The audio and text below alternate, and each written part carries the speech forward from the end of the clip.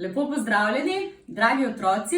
Danes vam bom prebrala eno izmed mojih najljubših pravljic oziroma najinih najljubših pravljic. To je ganljiva zgodbica o mali Polonci, ki si najde prav posebnega prijatelja. Cepe, cepe, tavček.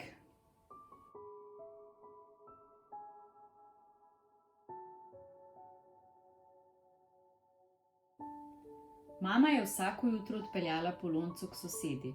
Držala jo je z desno roko, v levi pa je nosila košaro, v kateri so bile Polončine igrače in druge stvari. Soseda jo navadno pričakala na pragu hiše in se nasmehnila. Dobro jutro, Polonca! Ti, Polonca brez lonca!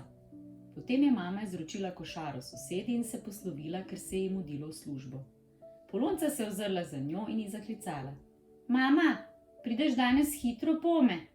Mama je prikimala in še enkrat pomahala z roko in odhitela po ulici. Soseda je ujela Polonco za roko, venomer je nekaj govorila. No, pojdiva, Polonca brez lonca, še 4 dni do konca. Danes spet ne bo sonca. Polonca, ko pa še nimamo zvonca. Tu so tvoje igrače, lepo se igraj, da ne pride mož, ki ima mustače kot mrož. Komaj pa je soseda odšla v kuhinjo, je Polonca tiho kot miška smuknila iz veže na vrt. Priklanjala se je rožam in poskakovala po travi, ko je v njej zagledala nekaj nenavadnega. Počepnila je in presenečeno zašepetala. Povej, kdo si? Si Polence ali si možicelj? Previdno ga je vzela v roke, si ga ogledovala in ga spraševala. Si se zgubil v travi ali si zmerom sam? Polonca si ga je stisnila v naročje in mu govorila. Vidiš, že nisi več sam. Potem je odhitela nazaj v vežo, ko je že spet zaslišala sosedo. Si pridna, Polonca?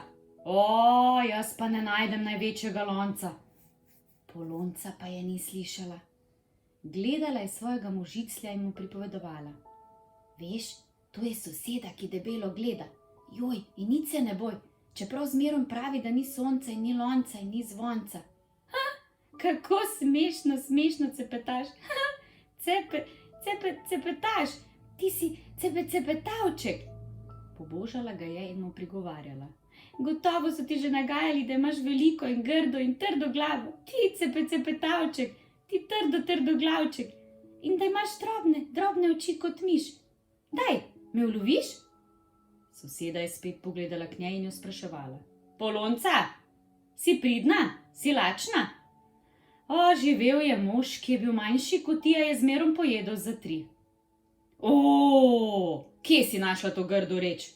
Daj jo brž sem, da jo obvržem v peč. Poglej, koliko lepih igracev ti kupili. Ti Polonca z našega konca. Ne, cepetavček je moj, je zaklicala Polonca in se pognala za sosedo, ki ga je že nesla v kuhinjo, kjer je gorelo v peči. Obesila si je na roko. Moj cepetavček. Kje si ga našla?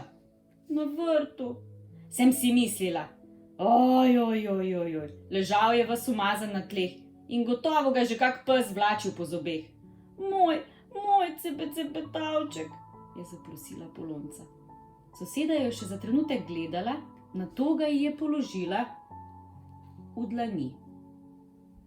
Polonca ga je privila k sebi in zbežala v vežo. Nič se ne boj, cepetavček, nikomur te ne dam. Ko se je tisti dan vrnila z mamo domov, je Polonca takoj skrila cepetavčka pod blazino v svoji posteli. Popoldne, ko ni bilo za trenutek nikogar v stanovanju, pa je stekla z njim iz hiše. Hitela je po pločniku v sosednjo ulico in se ustavila pred velikimi vrati, nad katerimi je pisalo Muzej igrač. Pri vhodu je kupila vstopnico in jo pokazala pazniku, ki je nosil veliko rumeno kapo na 4 vogale. Nasmejal se ji je. Krasno, jasno, ti pa kar sama. Ko je paznik spustil mimo, se je Polonca namuznila. Pst, cepetavček, ni te opazil. Obstala je z njim sredi velike sobe in mu začela razkazovati igrače, ki so na velikih policah in v steklenih omarah vsak dan čakale na obiskovalce. Leseni konjiči pa so stali tudi kar na tleh. Poglej, cepetavček, koliko pajacov, pa vojakov, pa punč. Jih vidiš? Mogoče pa koga poznaš? Glej, ta pajac je najbolj smešen. Ima nos kot smok in mu gre na jok. Potem se je premaknila dalje in se zagledala v ptice iz stekla, porcelana, lesa in blaga. Občudovala je sokole, slavce, golobe, race in gosi, peteline in kaline, pave in žerjave in govorila: Vidiš pava, kako vozijo kočijo, ko drugi še spijo? No, le poglej in se naglej. Nenadoma je ob njej stal paznik, vprašal jo je: Punčka, ali najraje gledaš ptice? Vse rada gledam, tudi cepetavček, je odgovorila Polonca. O, krasno, jasno. Kdo pa je cepetavček? Polonca je obmolknila in si ga skrila za hrbet. Paznik je skomiznil z rameni, si popravil kapo na 4 vogale in rekel: Vse te igrače so nekoč živele pri ljudeh, z otroki. Da, krasno, jasno. Potem pa so jih nekateri zavrgli, drugi so jih pozabili, tretji so odpotovali. Postavili smo jih na police in zložili v steklene omare, a ne? Krasno, jasno. Ljudje prihajajo, si jih ogledujejo in se spominjajo nekdanjih dni in svojih otroških let. Veste, jaz sem bila že dostikrat tu, stanujem čisto blizu. Tedaj je paznika nekdo poklical in je Polonca spet ostala sama s cepetavčkom. Pomikala sta se mimo polic, na katerih so stanovali kužki in muce, pa sloni, medvedki in opice, in na tretji strani peki, poštarji, eskimi, zamorčki in namorčki, indijanci in meksikanci, princi in kraljične, kuharji in spletične. Nenadoma pa je paznik zaklical: Zapiramo! Polonca je strepetala, pogledala cepetavčka in se odločila: Tu me boš počakal, soseda te ne sme več videti, kar naprej si kuril peči, pa kak hud pes bi te zobmi. Poglej, tu imaš prijatelje. Ne jokaj, cepetavček, se ne bom pozabila nate. Postavila ga je na polico med punčke in pajace in naročala: Pajaci, bodite dobri z njim. Še enkrat mu je pomahala, mu za slovo zaklicala krasno, jasno, nato pa stekla po stopnicah in naprej skozi velika vrata iz muzeja. Doma je zamišljeno sedela pri večerji, da jo je mama vprašala: Polonca, si trudna in zaspana? Polonca je prikimala in takoj spet odkimala.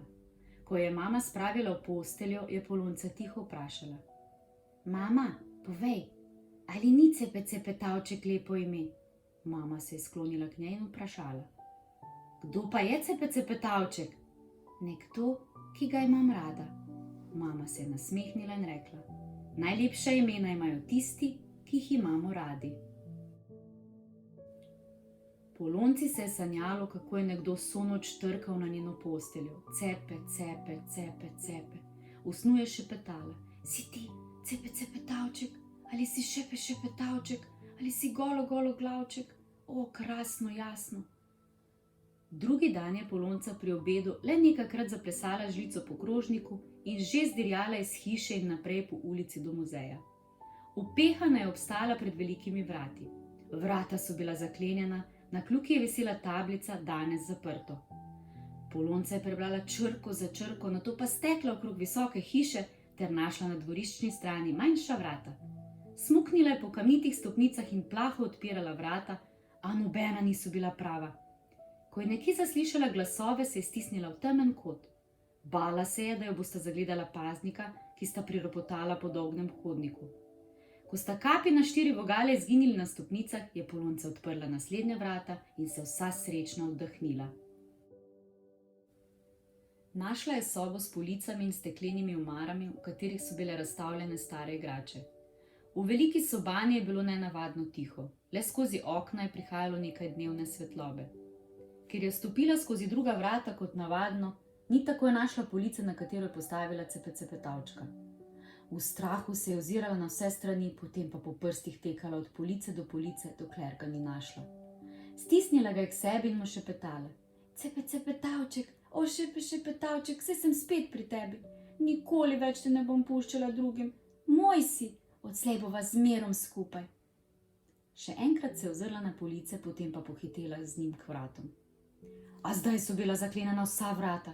Slišala je še korake, ki so se oddaljevali, nisi upala zaklicati. Stiskala si je možiclja k prsim in se preplašeno spraševala. Kaj bova pa zdaj, moj cepetavček? Še je stala nekaj trenutkov, nato pa začela tekati po veliki sobi, iskala je, če še kje kakšen izhod.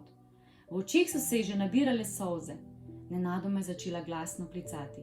Gospod paznik, gospod Krasno Jasno, midva sva tu, midva s cepetavčkom, odprite nama. Grabila je za kljuko, tolkla s pestjo po vratih in ponavljala. O gospod Krasno Jasno, midva sva še tu, prišla sem po cepetavčka, hoče živeti z mano, odprite. Čez čas je utrujena in skrušena zdrsnila v vratih na tla in tiho jih htela. Z obema rokama si ga je stiskala v naročje in mu šepetala. Nič se ne boj, cepetavček, šepetavček, golo glavček, ne boj se, boš videl, gospod Krasno Jasno nama bo odprl. Kdaj pa kdaj je skozi solze pogledala po veliki sobani. Skozi okna je prihajalo vse manj svetlobe, police so se že spreminjale v pravlične ceste in omare v velike steklene hiše. Igrače so zaživele v svetlobi. Na policah so počasi zaplesali medvedki in sloni in se okorno priklanjali kraljem in kraljičnam. Punčke pa so kar stekle po cestah iz mesečine in se lovile in igrale z vojaki korenjaki. Leseni konjiči so v dolgi vrsti kopetljali po sobani, ko so se nenadoma kot v cirkusu dvignili na zadnje noge, zaigrali so jim godci v snežno-belih oblekah, zamorčki, amorčki, indijanci in meksikanci so se pomešali s poštarji in kuharji. To je jasno in še krasno. Zletele so ptice in si z mesečine spletale gnezde, sinice in pastirice, kukavice in prepelice, kosi in albatrosi in najvišje nad vsemi ptiček kraljiček. Polonca se jim je v sanjah smehljala in kar naprej govorila. O, Krasno Jasno, jasno, krasno, cepetavček, igraj se z njimi, nočeš, kar k meni se stiskaš, se bojiš, da bi te spet pustila tu? O, ti moj cepetavček, ti golo glavček. Zjutraj je paznik le s težavo odprl vrata. Ko je našel Polonco na tleh pri vratih, se mu je kapa na 4 vogale povečala še za 1 vogal. Široko je odprl usta. O, Krasno Jasno. Čeprav je bilo na Polončinem obrazu polno posušenih solza, se je smehljala. In ko jo je prebudil, je rekla: Gospod Krasno Jasno, a greva zdaj lahko domov? Paznik se je ni mogel nagledati. Božal je po laseh, jo prijemal za roke in ponavljal. Pa ne, da si ti tista punčka, ki so jo vso noč iskali. Seveda si, o, Krasno Jasno. Šla sem po cepetavčka, je rekla Polonca. O, Krasno Jasno, res je pravi cepetavček. Najraje bi povabil otroke, naj pridejo še po druge igrače. Potem je prijel Polonco za roko in jo odvedel po stopnicah. Spotoma je momljal. Kar ne morem verjeti. Polonca pa je govorila. Cepetavček, vidiš, zdaj greva domov. Vse jim bova povedala, ale glej, da ne boš kar molčal. Ti šepetavček, ti golo glavček, da ne bom govorila samo jaz. O, Krasno Jasno.